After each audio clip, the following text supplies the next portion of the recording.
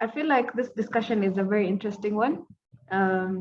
First of all, let me start by introducing myself. I am Ayan Keynan. I am the founder and the CEO of Technia. Technia is both a software and a hardware. We do both software and hardware, and yeah, we're looking forward to penetrating the African market um, within the course of this year, next year, the year after, and probably forever. So I think we can get started. So as we speak on fintech in Africa, I want to highlight a couple of things that most of us in Africa. Would you mind to go full screen so we can see the slides better? Unfortunately, it can go full screen. Okay. I hope you all can see the slides. Yeah. Okay, sure. I'll share the slides with Yuri after, so that anyone who's attended the meeting can get access to it. Perfect. So as we speak on fintech in Africa, I would want to highlight the reason why fintechs in Africa have actually been growing in such an exponential rate. And that is also attributed to the young population within the country, of which we have at least 75% of the continent being under 35 years old. And that already tells a lot about the adaptability of technology, including financial technology in that case. And so with 75% of people in Africa being below 35 years old, that already tells you the reach, or rather the people who have access to the internet, who have access to mobile phones, and ideally access to the digital space. And so allow me to just, okay. So for those who don't know what a fintech is, because this is an inclusive discussion, a fintech refers to any technology that influences traditional financial processes, including tax payments, bank processes, ideally informal financial management, and much more. And so I want to discuss the traditional ways of fintech before we get into how fintech started, where it started from, and ideally fintech within the African continent. So back then, you had to go to the bank physically. First of all, you had to queue. It was such a tiresome process, and the people who never used to go to the bank used to keep all their money at home, under mattresses, under the beds. And so it's such an interesting concept as to the traditional ways of how people used to market, and how people used to manage their finances, and how people used to access banks. I would say that back then, people actually, when you wanted to pay fees, banks used to have really, really long queues. And so with that, we only had an older population really having access to financial services, because again, it used to be such a tiresome process to go create accounts. It would take this number of days. It would take, and trade was not that conducive for anybody. And so right now, banks have started fintech apps. Ideally, we have Stanbic, we have Coop Bank, and those are examples of banks within Africa who have gotten into the fintech space. And so when they got into the fintech space, that's when all the digital transactions started from there. And so we had a wider reach of individuals, of business people doing transaction on there. And so a brief history about fintech. A brief history about fintech. Fintech actually started in the US, and so as you can see, some of the progression of fintech also includes cryptocurrency, because it really played a big role in terms of financial technology. and ideally digital assets and digital payments. And then came 2013 when Google was launched. And then when Google was launched, the first Apple Pay came in 2014. And so ideally, that was one of the first, fintech, I would say, financial technology that would have allowed for digital payment. Before that, in Africa, Safaricom launched MPESA within 2007. And so MPESA was among the first fintechs, digital payment platform within Kenya that allowed for small traders and people ideally to just transact on there.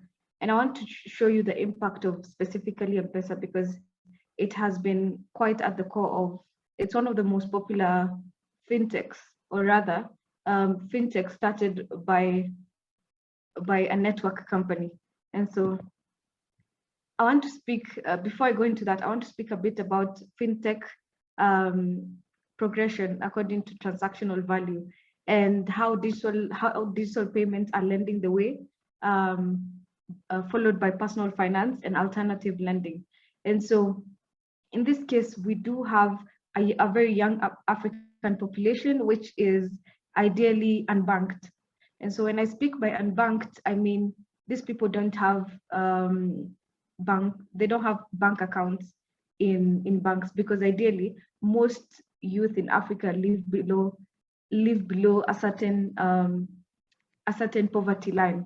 And so even as this is one of the main issues, it becomes a really huge target population for fintechs, as you know, like there's at least 66% of Africa which is unbanked, has no intention of starting a bank account. And so that is a really great market for fintechs ideally to start up and thrive. And so people are very quick to accept fintech other than the alternative way of going to start a bank. And that's why you see that along the way, you see that the graph is rising, and it's going to rise exponentially even beyond this and after this. And so fintechs in Africa have been providing so much value. And I would talk in terms of, speaking of MPESA, MPESA has actually quite improved the economy greatly, because it's a product that was put up out there to support digital payment. There's still this debate on whether it's a fintech or not, but it was started by Safaricom being the main telecommunication company within Africa. And so ideally, according to the UN reports, Kenya in particular has grown up to 60% of the economic activities, because that also includes the people who are like in very remote areas where there are no banks, so they're very quick to accept digital transactions to do their business. And so this has been able to allow for each family, or rather each particular segment, to make money. So like when we're having very many people, who majority of the population who are situated away from the banking sector, or rather are still unbanked and they're away from the banking sector, then it becomes an issue of, are these people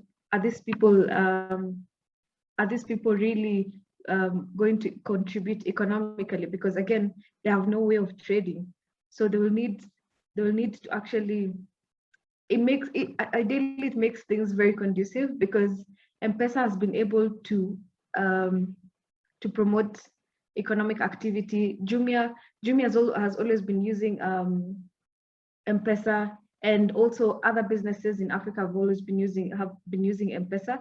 That includes also the new MPESA, the new Safaricom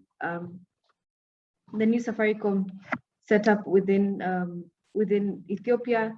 And also I would say that I have used Safaricom I've used MPESA within Tanzania and also Uganda. And so this brings the question of, is fintech the future of Africa? And will fintech solve the question of poverty and all that? I believe yes, because again, looking back at the studies, it has been found that at least majority population of Kenya in particular within Africa has moved towards the digital space, and all that is attributed to the fact that their digital payments, they're able to make a living through that. And so that has been one of the subsistence way of trading ideally. And so when I speak of economic rapid expansion, it also comes from a point of experience, because I don't need to go to a shop to buy something. I would actually just send the money, digital payment, and then wait for them to deliver. And so that has been one of the ways that us as Kenyans, or rather as Africans, have adopted to dealing with extreme poverty, ideally. And so I want to talk about fintechs in general. So most fintechs in Africa are designed for Africans. Speaking of that, we have a number of examples, like Tala. We have Bezo Money in Ghana, and so these have been able to expand within Africa because there's that market, as I've mentioned. There's young people accepting digital payment. There's also young people using digital payment to ideally plan themselves. So like, I would say that a lot of people within Africa use fintech apps to plan themselves. For example, I know a very great app, Bezo Money, which ideally plans for you, like, how is your expenditure? Is this your expenditure at the end of the month? How much are you spending on food? How much are you spending on this? And so it also gives analysis back to the user of how much they're spending on each item, so that they can plan themselves. And so this is something that has been one of the perks of using fintech. Knowing that fintech will grow, it also allows for people to borrow money. I would say this in terms of the poverty level within Africa. And so these fintechs also allow for borrowing of money, and they're less strict than actual banks. And so that gives a leeway for people to move towards fintech. Last week there was a report which was released by ideally the Kenya government, which stated the top 20 apps which people have downloaded. And out of those 20 apps, at least 13 of them are fintech. And I think it all comes down to the convenience. How convenient is it for Africans to use fintech? Is it made for the African market? And so all these are factors of growth that have been there and will continue seeing much more growth within the African continent, ideally. I talked about a couple of fintechs. I want to also talk about the fact that banks have already started moving towards fintech. I know Stanbic Cooperative Bank, they're already moving towards fintech, and because this is as a result of the acceptance of fintech, the acceptance and the access to fintech. And that's why even banks and also mobile services like Safaricom have actually been moving, or rather been leading the way in acceptance of fintech. Also, I would say one of the biggest perks of fintech that is really driving it to be that is really driving Africa to be a hub of fintech is the fact that you can use it to save. It actually substitutes the whole need of a bank, because again, if you're living hand to mouth, you don't need a bank account. You just need an app to manage your finances, to manage the little money that you have. You can use it to save. You can use fintech for almost most of actually your financial needs, personal savings. Ideally, businesses usually use fintechs to manage the income and all that, and so it just gives that convenience to people. And ideally, from what I've said, it's clear that Africa is moving even further towards acceptance of fintech. And so in the near future, probably by 2050, we'll have at least 75% of the continent being fully into fintech. And that's why the fact that Africa is unbanked, majority of Africa population is unbanked, gives that audience for fintech, I would say. Also, some of the benefits of fintech that have been able to make it propel further is the fact that it's cheaper, it's easier, it's better, and it's a better and safer alternative, and it has better alternatives. It has better transparency. Ideally, when I talk about cheaper, it has cheaper transaction costs. It has an easier way of capturing, ideally transacting with customers and transacting within businesses. And so there's no extra fees that are usually kept there when you're transacting. Actually, the fees is sort of very, very minimal, ideally, or rather relatively affordable. And so it is better and a safer alternative because it gives a broader array of options for consumers to carry out secure transactions wherever they are in the world. So like one time, if for example, I'm in London, I'll be able to send MPESA to someone in Kenya because it's already an established sort of fintech driven payment model. And so when we speak about the population in Africa also being in that poverty, the sense of poverty within Africa, I mean, most of the people, actually, a huge majority of Africans living abroad always want to send back money home, and so fintechs allow for that. A good example is Dahabshil. I think it's a Somali-based fintech which actually allows for worldwide transaction of money. Ideally, that is a better and a safer alternative because again, you can't bring the money physically to Kenya. I mean, you'd waste much more even coming to Kenya to give such an amount. And so ideally it creates fintech drives the economy within Africa. That's my conclusion.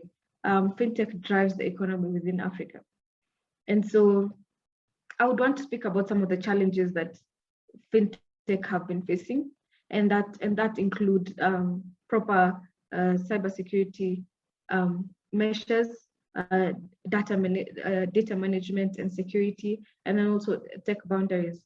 I think these are quite important while developing fintechs. And so even within the app, the most acceptable app is one which is very secure, very great at data management and security, and also has tech boundaries ideally. And so my conclusion is, what is the next chapter of fintech in Africa?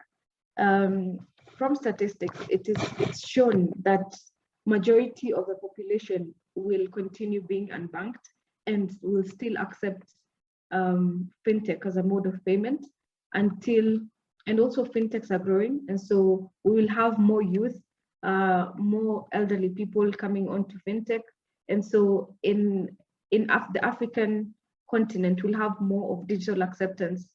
Ideally, more people connected to the internet, more digital access, and so that will give a really huge market to a fintech ideally. And so as technology continues to penetrate the African market, we can expect fintech to grow and to grow exponentially. Ideally, the progress of fintech, considering the number of pre-seed funding that fintech companies have been getting, is really great. And so, and also fintech being one of the cost-effective channels that will allow more people to come on board to do digital payments, ideally. And so, my opinion is that we will have more acceptance, much more variety market, and much more of an ideal market in the future and also now. And so, yeah, I would say that